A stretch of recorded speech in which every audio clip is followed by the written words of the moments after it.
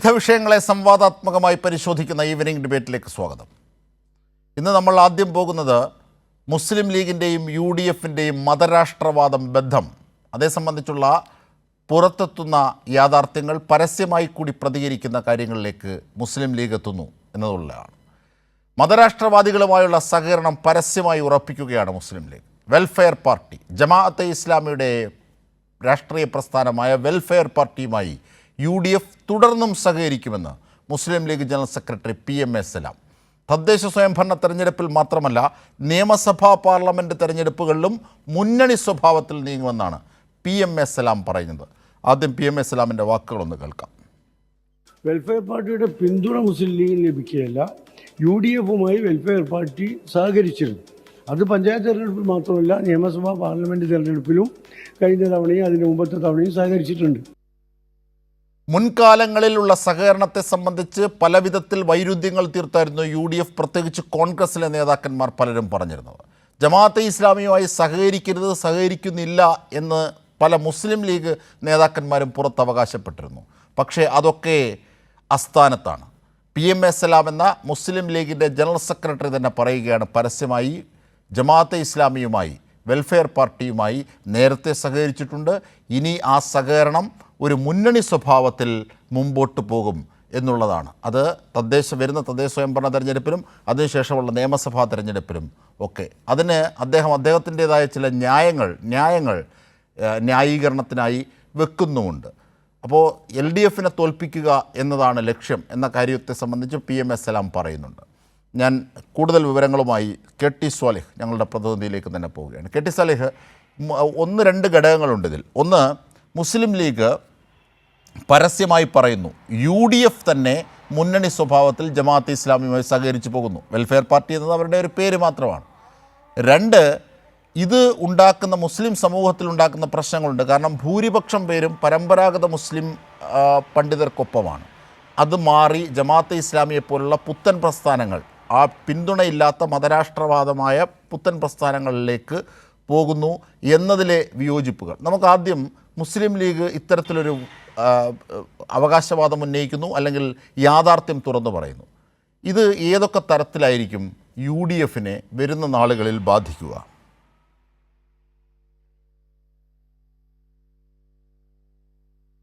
അജിംഷാദ്, നേരത്തെയൊക്കെ UDFുമായുള്ള സഹകരണങ്ങൾ ഉണ്ടായിരുന്നെങ്കിലും മുന്നണിയുടെ ഭാഗമാക്കി കൊണ്ടുപോകും എന്ന് UDF നേതാക്കളിൽ ഒരാൾ പറയുന്നത് PMA സലാമാണ്. മുസ്ലിം ലീഗിന്റെ സംസ്ഥാന ജനറൽ സെക്രട്ടറിയാണ് അങ്ങനെ ഒരു പ്രസ്താവന നടത്തുന്നത്. നമുക്കറിയാം, കഴിഞ്ഞ നിലമ്പൂർ ഉപതെരഞ്ഞെടുപ്പ് കാലത്ത് VD സതീശനാണ് ജമാഅത്തെ ഇസ്ലാമിക്ക് ഇപ്പോൾ മതരാഷ്ട്രവാദം ഇല്ല എന്ന് പറഞ്ഞ് ജമാഅത്തെ ഇസ്ലാമിയെ വെള്ളപൂശാൻ ശ്രമിച്ചത്. ഇത് വലിയ ചർച്ചയാവുകയും ചെയ്തിരുന്നു. അതിന് പിന്നാലെ കോൺഗ്രസിലെ തന്നെ പല നേതാക്കളും അത് തള്ളിപ്പറയുന്നു. അതേസമയം VD സതീശൻ ആ നിലപാടിൽ ഉറച്ചു നിൽക്കുന്നത് നമുക്ക് കാണാൻ കഴിഞ്ഞിരുന്നു. മുസ്ലിം ലീഗ് ആവട്ടെ ഈ ജമാഅത്തെ ഇസ്ലാമി ബന്ധത്തിൽ UDFിലെ അല്ലെങ്കിൽ കോൺഗ്രസിലെ VD സതീശൻ്റെ ഒക്കെ നിലപാടിനെ തള്ളിപ്പറയാതെ എന്നാൽ പരസ്യമായി ഒരു പ്രസ്താവന നടത്താതെ പോകുന്നതാണ് നമുക്ക് കാണാൻ കഴിഞ്ഞിരുന്നത്. പക്ഷേ തദ്ദേശ തെരഞ്ഞെടുപ്പ് അടുത്ത് നിൽക്കുമ്പോൾ സീറ്റ് വിഭജനമൊക്കെ നടന്നുകൊണ്ടിരിക്കുകയാണ് UDFിൽ. ഇതിനിടെയാണ് PMA സലാമിൻ്റെ ഈ പ്രസ്താവന നടക്കുന്നത്. PMA സലാം പറഞ്ഞതനുസരിച്ച് നിലവിൽ തന്നെ UDF വെൽഫെയർ പാർട്ടിയുമായി തദ്ദേശ തെരഞ്ഞെടുപ്പിലൊക്കെ സീറ്റുകൾ നൽകി മുന്നണിയുടെ ഭാഗമെന്ന പോലെ തന്നെ നീക്കുപോക്കുണ്ടാക്കുന്നുണ്ട്. ഇതിന് ശേഷവും നിയമസഭാ തെരഞ്ഞെടുപ്പിലൊക്കെ മുന്നണിയായി തന്നെ ഉണ്ടാവും എന്നാണ് അദ്ദേഹം പറയുന്നത്. സ്വാഭാവികമായും മുസ്ലിം സമുദായത്തിനകത്തൊക്കെ വലിയ വിമർശനം ഇതുമായി ബന്ധപ്പെട്ടുണ്ട്.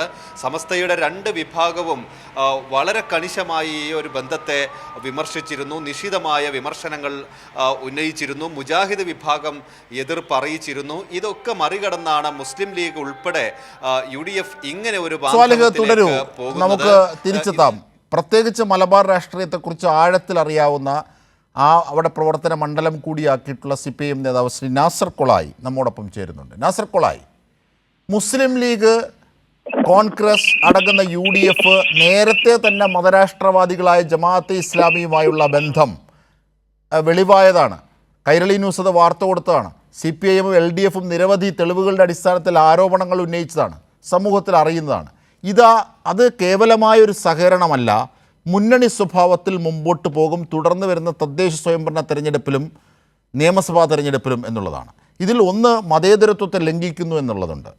രണ്ട്, മുസ്ലിം സമൂഹത്തെ വൈകാരികമായി നോവിക്കുന്നത് കൂടിയാണ് മുസ്ലിം ലീഗിൻ്റെ ഈ പ്രഖ്യാപനം, UDFൻ്റെ ഈ പ്രഖ്യാപനം. കാരണം മതരാഷ്ട്രവാദം എന്ന പുത്തൻ പ്രസ്ഥാനം പരമ്പരാഗത മുസ്ലിം സമൂഹത്തിലെ 99% എതിർക്കുന്നതാണ്. നാസർ കോളായി. ഇൻഷാദേ, അതിൽ പ്രത്യേകിച്ച് അത്ഭുതപ്പെടാനൊന്നുമില്ല.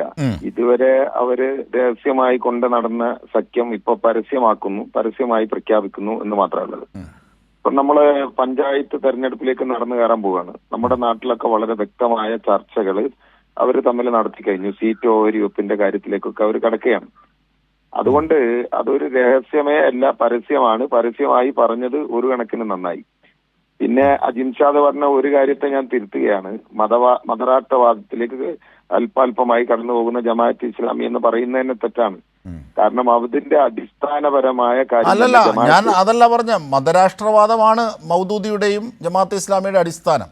ഞാൻ പറഞ്ഞത് UDFും മുസ്ലിം ലീഗും അങ്ങനെ പോകുമ്പോൾ പരമ്പരാഗത മുസ്ലിങ്ങൾക്കുണ്ടാകുന്ന വൈകാരിക വേദനയുണ്ട്. കാരണം ഈ മതരാഷ്ട്രവാദം എന്ന പുത്തൻ പ്രസ്ഥാനത്തെ എടുക്കുക വഴി, അതാണ് ഞാൻ ഉദ്ദേശിച്ചത്. തീർച്ചയായും ഈ മതരാഷ്ട്രവാദം എന്ന പ്രസ്ഥാനത്തോട് മുസ്ലിങ്ങൾക്ക് ഇതര എല്ലാ വിഭാഗങ്ങൾക്കും, ജമാഅത്ത് ഇസ്ലാമി വെച്ചുള്ള എല്ലാ വിഭാഗങ്ങൾക്കും കൃത്യമായ എതിർപ്പുണ്ട്. അതിന്റെ ഏറ്റവും നല്ല ഉദാഹരണമാണ് 1905 ഇന്ത്യയിൽ മുസ്ലിം ലീഗ് രൂപീകരിക്കപ്പെടുന്നത്.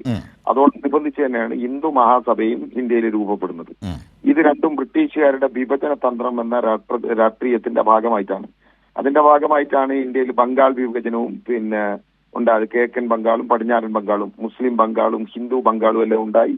അതിനെ ഇന്ത്യയിലെ മതേതരവാദികളും ജനാധിപത്യ സ്വാതന്ത്ര്യ ആളുകളും എല്ലാം അതിനെ എതിർത്തു. സ്വാതന്ത്ര്യ സമര പ്രസ്ഥാനത്തിന്റെ ആളുകളൊക്കെ അതിനെ ശക്തമായി എതിർത്ത് തോൽപ്പിച്ചു. അപ്പൊ ആ കാലഘട്ടം മുതലുള്ളതാണ് മുസ്ലിം ലീഗ്.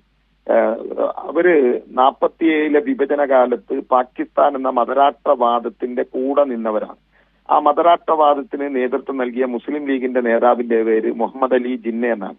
മുഹമ്മദ് അലി ജിന്നയെ സംബന്ധിച്ചിടത്തോളം അദ്ദേഹത്തിന് മതവുമായി ഒരു താല്പര്യവുമില്ലാത്ത ആളാണ്. അദ്ദേഹം നമസ്കരിക്കാറില്ല, അദ്ദേഹം മദ്യം കഴിക്കുമായിരുന്നു, അദ്ദേഹം പന്നിമാംസം കഴിക്കുമായിരുന്നു, എല്ലാം ചെയ്യുമായിരുന്നു. പക്ഷേ ജനാധിപത്യ ഇന്ത്യയുടെ ആദ്യത്തെ വിദ്യാഭ്യാസ മന്ത്രിയായിട്ടുള്ള കോൺഗ്രസിന്റെ പ്രസിഡന്റ് ആയിരുന്ന മൗലാന അബുൽ കലാം ആസാദ്, അദ്ദേഹത്തെ കുറിച്ച് നമുക്കറിയാം.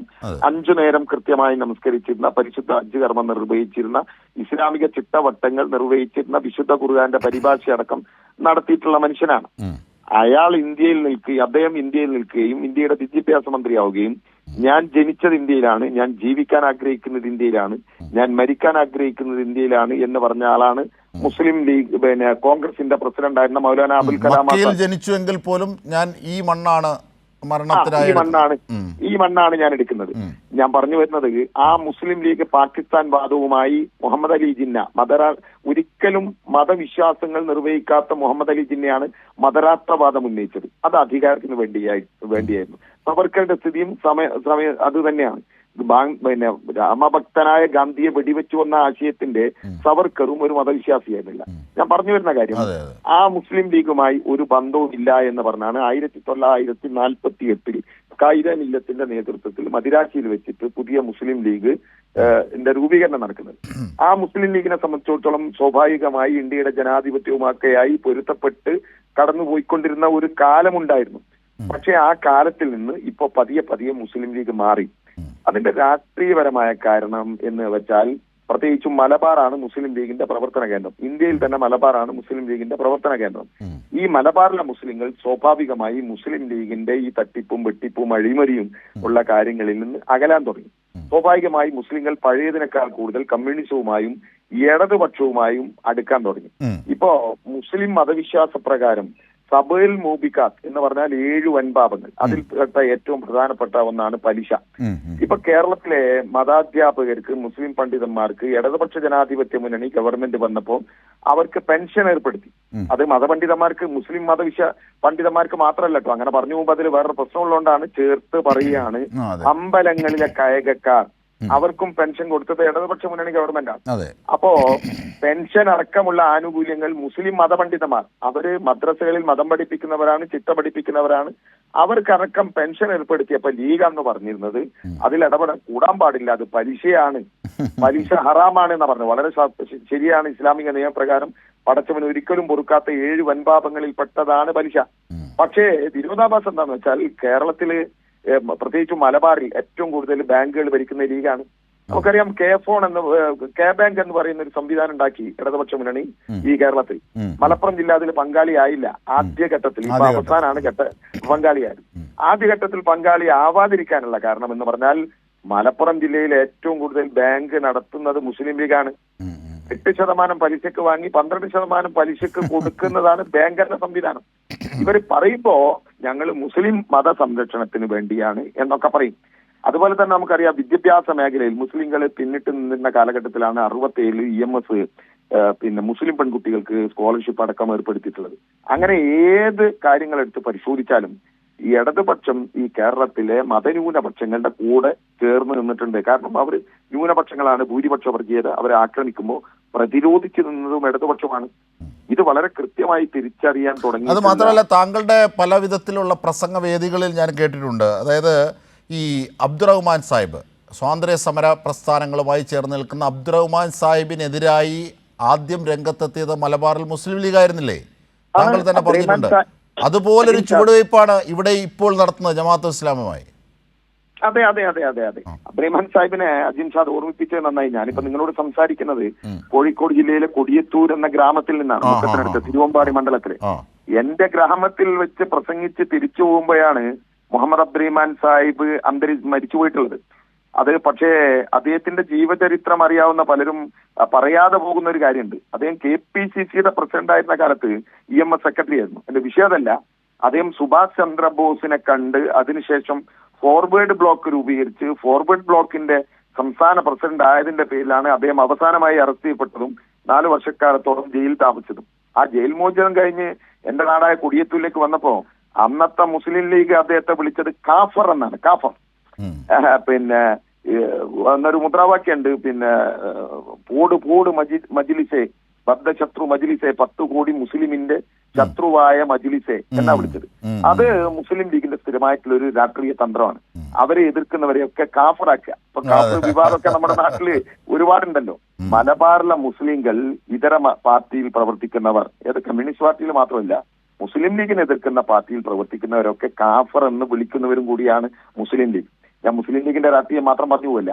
ആ മുസ്ലിം ലീഗ് എന്തൊക്കെ പറഞ്ഞാലും അതിനൊരു മതേതര ബോധം പൊതുവെ ഉണ്ടായിരുന്നു. ഈ പ്രശ്നങ്ങളൊക്കെ ഉണ്ടായിരുന്നു. അവരുടെ കൂടെയാണ് ഇപ്പൊ ആര് വന്നിട്ടുള്ളത്? ജമാഅത്തെ ഇസ്ലാമി വന്നിട്ടുള്ളത്. അതില് മറ്റൊരു രാഷ്ട്രീയം എന്ന് പറയുന്നത് മുസ്ലിം ലീഗിന്റെ പിന്നിൽ അണിനിരന്നതിൽ മഹാഭൂരിപക്ഷവും സുന്നികളായിരുന്നു. സൂഫി മത ആചാരമാണ് പൊതുവെ സുന്നികൾക്ക് ഉണ്ടാവുക. അപ്പൊ നമുക്കറിയാം പിന്നെ സൂഫി ആചാരം എന്ന് പറഞ്ഞാൽ അതൊരു മതസൗഹാർദ്ദത്തിന്റെ പ്രതീകം കൂടിയാണ്. ബ്രിട്ടീഷുകാർ മലപ്പുറം നേർച്ച നിരോധിച്ചിരുന്നു 1921. കാരണം ഹിന്ദുക്കളും മുസ്ലിങ്ങളും ഒരുമിച്ച് കൂടാതിരിക്കാൻ വേണ്ടിയിട്ട്. അപ്പൊ നമുക്കറിയാം വർത്തമാനകാലത്ത് മലബാറിലെ ഒരു പ്രധാന നേർച്ചയാണ് കുണ്ടോട്ടി നേർച്ച. ആ കുണ്ടോട്ടി നേർച്ച അവസാനിക്കുന്നെങ്കിൽ തട്ടാന്മാര് സ്വർണ്ണം ഉണ്ടാക്കുന്ന ആളുകൾ, അങ്ങനെയാണ് മലബാറിൽ പറയാം. അവിടേക്ക് എങ്ങനെയാ പറയുന്നത് കണ്ടൂടാ. അവരുടെ ഒരു പെട്ടി വരവ് വരണം. ആ വരവ് വരുമ്പോഴാണ് അവസാനിക്കുക. അങ്ങനെയുണ്ട്. ഇപ്പൊ നമ്മൾ നോക്ക്, ഒരു ഭരണവും ഇല്ലാത്ത പിന്നെ ഒരു പ്രദേശമാണ് യമൻ. അവിടെ തീവ്രവാദ പ്രവർത്തനങ്ങളും ആഭ്യന്തര യുദ്ധങ്ങളും കലഹങ്ങളും ഒക്കെ നടന്നുകൊണ്ടിരിക്കുന്ന, അവിടെ നിമിഷപ്രിയ എന്ന് പറയുന്ന ഒരു പെൺകുട്ടിയുടെ ജീവൻ അപകടത്തിലായപ്പോ സൂഫി ഭര്യനായ കേരളത്തിൽ നിന്ന് AP അബൂബക്കർ മുസ്ലിയാർ, അവിടെയുള്ള സൂഫി പാരമ്പര്യമുള്ള ഒരു പണ്ഡിതനുമായി ബന്ധപ്പെട്ടിട്ടാണ് അതിന്റെ ജീവൻ രക്ഷപ്പെടുത്താൻ കഴിയും. ആ സുന്നി വിഭാഗമാണ് കേരളത്തിലെ മുസ്ലിങ്ങളിൽ ഏകദേശം 70-75% വരുന്നത്. അവർ കഠിനമായി എതിർക്കുന്ന വിഭാഗമാണ് ജമാഅത്തെ ഇസ്ലാമി. കാരണം മുസ്ലിം മതാചാര്യവുമായിട്ടല്ല ജമാഅത്തെ ഇസ്ലാമിക്ക് ബന്ധമുള്ളത്. അവർ മതരാഷ്ട്രവാദികളാണ്. ഇപ്പൊ നിങ്ങൾ നോക്ക്, ഈ മതരാഷ്ട്രവാദത്തിന്റെ വക്താവായ മൗദൂദി ജനിച്ചത് പിന്നെ ബ്രിട്ടീഷ് ഇന്ത്യയിലെ ലാഹോറിൽ, പിന്നീട് പാകിസ്ഥാൻ. അദ്ദേഹം പാകിസ്ഥാനിൽ പോയല്ലോ. മുസ്ലിം ഭൂരിപക്ഷ പ്രദേശമാണല്ലോ പാകിസ്ഥാൻ. ആ മുസ്ലിം ഭൂരിപക്ഷ പ്രദേശമുള്ള പാകിസ്ഥാനിൽ ഒരു മുസ്ലിം രാഷ്ട്രം ഉണ്ടാക്കാൻ മൗദൂദിക്ക് കഴിഞ്ഞിട്ടില്ല എന്ന് മാത്രമല്ല, ആ മതത്തിന്റെ പേരിൽ ഒരു രാജ്യം നിൽക്കുകയാണെങ്കിൽ ജമാഅത്ത് ഇസ്ലാമി മതരാഷ്ട്രവാദം ഉന്നയിക്കുന്നു, RSS മതരാഷ്ട്രവാദം ഉന്നയിക്കുന്നു. മതത്തിന്റെ പേരിൽ ഒരു രാജ്യം നിലനിൽക്കുമെങ്കിൽ എന്തുകൊണ്ട് 47 പാകിസ്ഥാൻ രണ്ട് പാകിസ്ഥാനായി മാറി. അതെ, ബംഗ്ലാദേശായി മാറി. വളരെ വളരെ ശരിയായ ചോദ്യമാണ്. നാസർ കൊളായി, ദയവായി തുടരും. ഇപ്പോൾ നമ്മോടൊപ്പം കോൺഗ്രസ് സഹയാത്രികനും മാധ്യമപ്രവർത്തകനുമായ എൻ ശ്രീകുമാർ കൂടി ചേരുന്നുണ്ട്. എൻ ശ്രീകുമാർ, നേരത്തെ തന്നെ ജമാഅത്തെ ഇസ്ലാമിയുമായുള്ള ബന്ധം ചിലർ നിഷേധിച്ചിരുന്നു, ചിലർ അംഗീകരിച്ചിരുന്നു. ഇങ്ങനെ ആടിക്കളിച്ചതാണ്. ഇതാ ഇപ്പോൾ മുസ്ലിം ലീഗ് വ്യക്തത വരുത്തിയിരിക്കുന്നു. UDF-ഉമായി മുന്നണി സ്വഭാവത്തിൽ സഹകരിച്ച് നീങ്ങും ജമാഅത്തെ ഇസ്ലാമി. അല്ല, ജമാഅത്തെ ഇസ്ലാമിയും വെൽഫെയർ പാർട്ടിയും ഒക്കെ ആയിട്ട് UDF സഹകരിക്കുന്നു മുസ്ലിം ലീഗ് പറഞ്ഞാൽ എന്താ തെറ്റുള്ളത്? അതിപ്പോ CPM സഹകരിക്കുന്ന അവര് പറഞ്ഞാൽ CPM അവരെ ഏറ്റെടുക്കും. അതൊക്കെ നമ്മൾ കണ്ടതല്ലേ.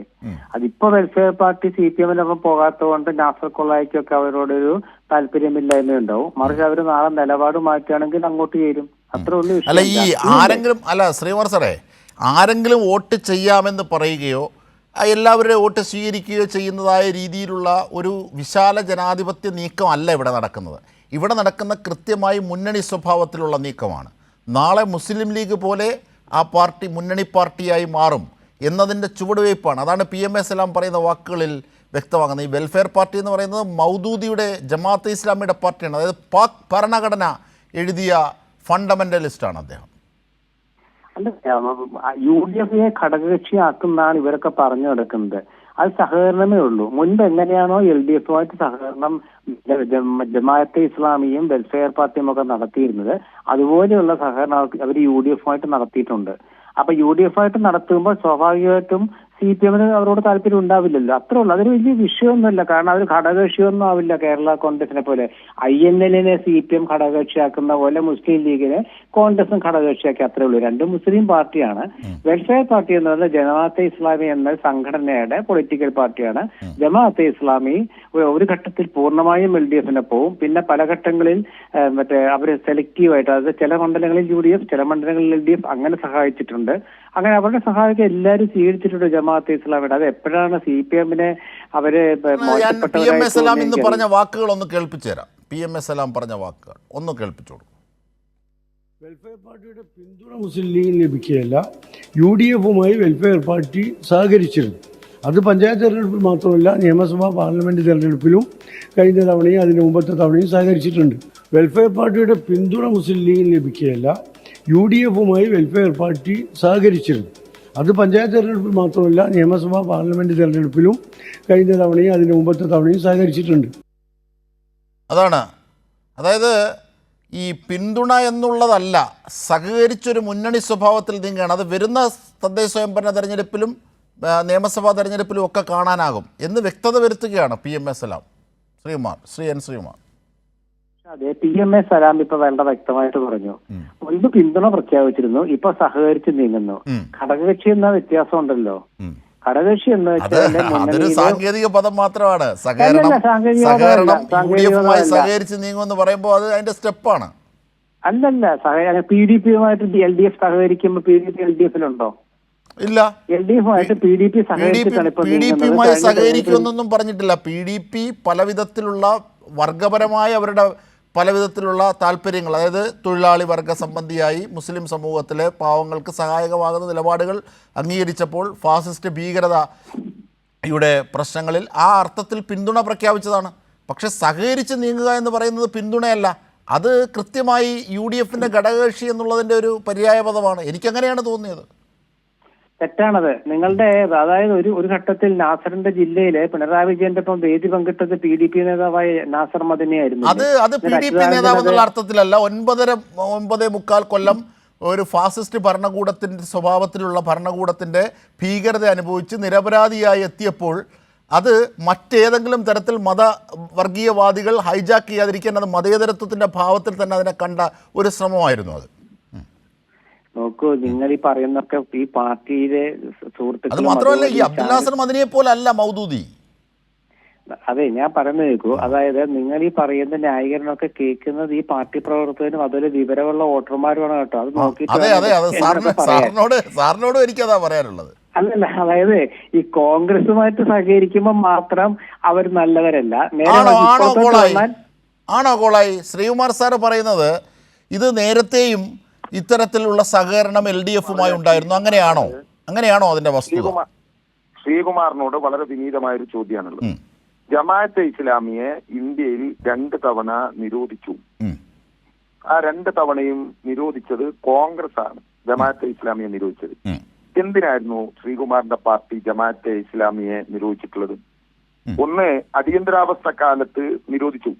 പിന്നെ ബാബരി മസ്ജിദ് രാഷ്ട്രീയ പാർട്ടി എന്നുള്ള നിലയ്ക്ക്. രണ്ടാമത് ബാബരി മസ്ജിദിന്റെ തകർച്ചയുടെ സമയത്ത് RSSനോടൊപ്പം നിരോധിച്ചു. RSS മതരാഷ്ട്രവാദികളാണ്, അതുപോലെ തന്നെ ജമാഅത്തെ ഇസ്ലാമി മതരാഷ്ട്രവാദികളാണ്. അതുകൊണ്ടാണ് അടിയന്തരാവസ്ഥ കാലത്ത് RSSനെ നിരോധിച്ചു, ജമാഅത്തെ ഇസ്ലാമിയെ നിരോധിച്ചു. ബാബരി മസ്ജിദ് തകർക്കപ്പെട്ടപ്പോ എന്തിന് RSSനോടൊപ്പം ജമാഅത്തെ ഇസ്ലാമിയെ നിരോധിച്ചു? പിന്നെ കോൺഗ്രസ് ഭരണകൂടം RSS ബാബരി മസ്ജിദ് തകർത്തു എന്ന് നമുക്ക് മനസ്സിലാക്കാം. അതുകൊണ്ടാണ് RSSനെ നിരോധിച്ചതെന്ന് മനസ്സിലാക്കാം. എന്തുകൊണ്ട് അതേ സമയത്ത് തന്നെ ജമാഅത്തെ ഇസ്ലാമിയെ കോൺഗ്രസ് നിരോധിച്ചു? ഒന്ന്. രണ്ടാമത്തെ ചോദ്യം, എന്റെ പാർട്ടിയുടെ പേര് CPIM എന്നാണ്, communist party of India Marxist എന്നാണ്. ശ്രീകുമാർ പ്രതിനിധീകരിക്കുന്ന പാർട്ടിയുടെ പേര് ഇന്ത്യൻ നാഷണൽ കോൺഗ്രസ് എന്നാണ്. ഇതിന്റെ പേരിലൊക്കെ ഇന്ത്യ ഉണ്ട്, ഇന്ത്യയിലെ ഒരു രാഷ്ട്രീയ പാർട്ടിയാണ്. ഈ പറയുന്ന ജമാഅത്തെ ഇസ്ലാമി അറിയപ്പെടുന്നത് ഇന്ത്യൻ ജമാഅത്തെ ഇസ്ലാമി എന്നാണ്. പക്ഷെ ഇന്ത്യൻ ജമാഅത്തെ ഇസ്ലാമിയിൽ കാശ്മീർ ഉൾപ്പെടുന്നില്ല. കാശ്മീർ മറ്റൊരു ജമാഅത്തെ ഇസ്ലാമിയാണ്. ഇല്ല, മാത്രമല്ല ഇത് ഞാൻ പറയില്ല, അവരുടെ പ്രബോധനം വാരികയുടെ 50ാം വാർഷിക പതിപ്പിൽ കൃത്യമായി എഴുതി വെച്ചിട്ടുണ്ട്. മാത്രമല്ല കാശ്മീരി ജമാഅത്തെ ഇസ്ലാമിക്ക് അവർ സ്വന്തമായി 2 ഭീകരവാദ സംഘടനകൾ ഉണ്ട് എന്ന് അവർ പറയുന്നു. അള്ളാഹ് ടൈഗേഴ്സും അതുപോലെ തന്നെ മറ്റൊരു പേരിലുള്ള 2 ഭീകര സംഘടനകൾ അത് ഞങ്ങളുടെ കീഴിൽ പ്രവർത്തിക്കുന്നതാണ്. മാത്രമല്ല അവർ അവകാശപ്പെടുന്നത് ജമാഅത്ത് ഇസ്ലാമിക്കയുടെ സ്വാധീനം വർദ്ധിച്ചപ്പോ കാശ്മീരിൽ തീവ്രവാദി പ്രവർത്തനം ഏകോപിപ്പിക്കുന്നതിന് ഞങ്ങൾക്ക് സാധിച്ചിട്ടുണ്ട്. ആരാ പറയുന്നത്? ഇന്ത്യക്കകത്തുള്ള ഒരു ജമാഅത്ത് ഇസ്ലാമിയാണ് പറയുന്നത്. അതുപോലെ ശ്രീകുമാർ ശ്രദ്ധിക്കേണ്ടുന്ന ഒരു കാര്യം, കാലിക്കറ്റ് എയർപോർട്ടിലേക്ക് മാർച്ച് നടത്തി. ആ മാർച്ച് നടത്തിയപ്പോൾ ജമാഅത്തെ ഇസ്ലാമിയുടെ വിദ്യാർത്ഥി സംഘടന പിടിച്ചിട്ടുള്ള ചിത്രങ്ങൾ സയ്യിദ് കുത്തുബിന്റേതാണ്, അതുപോലെ തന്നെ ഹസനുൽ ബന്നയുടേതാണ്. ലോക തീവ്രവാദി പ്രസ്ഥാനങ്ങൾക്ക് നേതൃത്വം നൽകിയ ശ്രീകുമാറിന്റെ പാർട്ടിയുടെ ഇന്ത്യയിലെ ആദ്യത്തെ പ്രധാനമന്ത്രി, ഇന്ത്യൻ സ്വാതന്ത്ര്യ സമര സേനാനി പണ്ഡിറ്റ് ജവഹർലാൽ നെഹ്റുവിനോടൊപ്പം ചേരിചേരാ സഖ്യത്തിൽ ഒരുമിച്ച് നിന്നിരുന്ന ജമാൽ അബ്ദുൽ നാസറിനെ, ഈജിപ്ഷ്യൻ പ്രസിഡന്റ് ജമാൽ അബ്ദുൽ നാസറിനെ വധിക്കാൻ ശ്രമിച്ചതിന് തൂക്കിക്കൊന്നതാണ് ഹസനുൽ ബന്നയെ. ആ ഹസനുൽ ബന്നയുടെയും സയ്യിദ് കുത്തുബിന്റെയും ചിത്രമെടുത്തുകൊണ്ട് 4 മാസം മുമ്പ് കരിപ്പൂർ എയർപോർട്ടിലേക്ക് ജാഥ നടത്തിയ ആ തീവ്രവാദി നേതാക്കളെ ഞങ്ങൾ അംഗീകരിക്കുന്നു, അവരാണ് ഞങ്ങളുടെ മാതൃക എന്ന് പറഞ്ഞ് ജാഥ നടത്തുന്ന ജമാഅത്തെ ഇസ്ലാമിയോടൊപ്പം കോൺഗ്രസ് എങ്ങനെ ചേരുന്നു? ആ കോൺഗ്രസ് ഒന്ന് വിശദീകരിച്ചു കൊടുക്കൂ കോളായിക്ക്, നാസർ കോളായിക്ക് ഒന്ന് വിശദീകരിച്ചു കൊടുക്കൂ. അതായത് ഈ രാഷ്ട്രീയത്തിലെ ഓരോ കാലഘട്ടത്തിലും ഓരോ നിലപാടെടുത്തിട്ടുണ്ട്. അതായത് RSSനെ ഒരു കാലത്ത് പണ്ട് ജവഹർലാൽ നെഹ്റുവിന്റെ കാലത്ത് സർദാർ പട്ടേൽ നിരോധിച്ചതാണല്ലോ. ആ സർദാർ പട്ടേലിന്റെ പ്രതിമ പിന്നീട് നമ്മുടെ BJP ഗുജറാത്തിൽ ഉയർത്തിയ നമുക്കറിയാം. ഈ RSSുമായിട്ട് CPM 70കളിൽ ഒരു സഖ്യമുണ്ട്, ഒരു സഖ്യം എന്ന് തന്നെ പറയാം. കാരണം വെച്ചാൽ അങ്ങനെയാണല്ലോ പാലക്കാട് വന്ന ശ്യാമപ്രസാദ് മുഖർജി. പറയട്ടെ. അതായത് അപ്പോ പാലക്കാട് കൂത്തുപറമ്പിലും അതുപോലെ പാലക്കാടും ഒക്കെ RSS CPM ഒക്കെ ഒരുമിച്ച് വേദി പങ്കിട്ടതും അത്താഴ വിരുന്നിന് അദ്വാനിക്കൊപ്പം ഇവര് പോയിരുന്നതൊക്കെ നമ്മൾ കണ്ടതാണല്ലോ. അതൊക്കെ അടിയന്തരാവസ്ഥ കാലത്തും അതിനുശേഷമാണ്. ഇനി അത് മാത്രമല്ല, ഈ അടുത്ത കാലത്ത് RSSന്റെ നേതാക്കളുമായിട്ട് ചർച്ച നടത്തിയതിന്റെ പേരിലല്ലേ EP ജയരാജനെ LDF കൺവീനർ സ്ഥാനത്ത് നിന്ന് മാറ്റിയെന്ന് പത്രസമ്മേളനത്തിൽ TP രാമകൃഷ്ണൻ പറഞ്ഞത്. ഗോവിന്ദമാഷ് പറഞ്ഞില്ല, TP രാമകൃഷ്ണൻ പറഞ്ഞത്. അപ്പൊ അതെന്തിനായിരുന്നു? അപ്പൊ എന്തിനാ ചർച്ച നടത്താൻ പോയി? അത് പറയട്ടെ. നാസർ കോളായി പറയുമ്പോ അജിംഷാദ് മിണ്ടാതിരുന്നല്ലോ. ഞാൻ പറയുന്നത് ജനങ്ങളൊന്ന് കേൾക്കട്ടെ. ഈ ചാനൽ കാണുന്ന ഞാൻ പറയുന്ന സുഹൃത്തുക്കളും ഞാൻ പറയുന്നത് കേൾക്കട്ടെ. നാസർ കോളായി പറയുന്നത് മാത്രം കേട്ടാ പോരല്ലോ. അപ്പൊ അതുകൊണ്ട് അങ്ങനെ ഓരോ കാലത്തും ഉണ്ട്. അതായത് മറ്റേ ജമാഅത്തെ ഇസ്ലാമി തന്നെ പറഞ്ഞിട്ടുണ്ട് അവരുടെ നിലപാടുകളിലൊക്കെ മാറ്റം വന്നിട്ടുണ്ട്. LDF എന്തിനാണ് പിന്തുണ സ്വീകരിച്ചതല്ലേ? LDF എന്താ സംശയ കാര്യത്തില് ജമാഅത്തെ ഇസ്ലാമിയുടെ പിന്തുണ LDF പൂർണ്ണമായും സ്വീകരിച്ചിട്ട് അവരെന്റെ വോട്ട് വാങ്ങിയവരാണ്. നാസർ മദനിയുടെ PDPയുമായിട്ട് വേദി പങ്കിട്ടതിന് VS അച്യുതാനന്ദനും പിണറായി വിജയൻ തമ്മിലുണ്ടായ ഉഗ്ര പോരാട്ടം നമ്മൾ കണ്ടതാണ്. അതുപോലെ തന്നെ PDP ഇത്തവണ പോലും പാലക്കാട്ട് CPMനെ പിന്താങ്ങിയിട്ടുണ്ട്.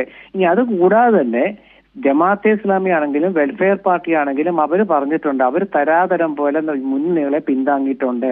പക്ഷെ ഇപ്പൊ കേരളത്തിൽ UDF പിന്താങ്ങാൻ കാരണം ഈ ഗവൺമെന്റിന്റെ ചില നയങ്ങളും ദ്രോഹ നടപടികളും കാരണമാണെന്നാണ്.